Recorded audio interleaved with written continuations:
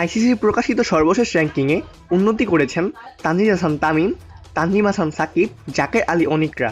বাংলাদেশি ক্রিকেটারদের মধ্যে অনেকে আবার র্যাঙ্কিং করেছেন অবনতিও। টি-20 ব্যাটারদের র্যাঙ্কিংয়ে 4 ধাপ এগিয়ে 35 নম্বরে উঠে এসেছেন তানজিদ হাসান তামিম। 1 ধাপ পিছিয়ে 42 নম্বরে রয়েছেন বাংলাদেশ অধিনায়ক লিটন দাস। 3 ধাপ উন্নতি করে 57 নম্বরে উঠে এসেছেন জাকের আলী অনিক। পারভেজ হোসেন ইমন পিছিয়েছেন 8 ধাপ, রয়েছেন 78 নম্বরে। বোলারদের মধ্যে বাংলাদেশের সেরা বোলার এখনও কাটার মাস্টার মুস্তাফিজুর রহমান। যদিও 4 ধাপ পিছিয়ে 15তম স্থানে গেছেন মুস্তাফিজ। 2 ধাপ পিছিয়ে 20তম স্থানে আছেন স্পিনার শেখ মাহেদী হাসান।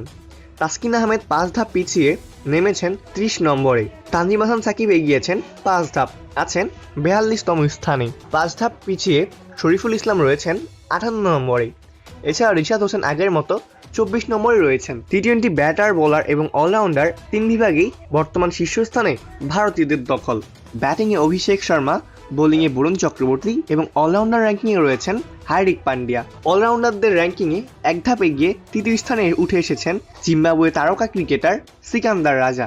এছাড়া এশিয়া কাপে ব্যাট হাতে ব্যর্থ পাকিস্তানি ওপেনার সাইম আইয়ুব বল হাতে ছড়িয়ে যাচ্ছেন আলো। সেই সুবাদে অলরাউন্ডারদের র্যাঙ্কিংয়ে 4 ধাপ উন্নতি করে উঠে এসেছেন 5ম স্থানে। বাংলাদেশিদের মধ্যে সেরা অবস্থানে শেখ মাহেদীর স্থান রয়েছেন 39 নম্বরে।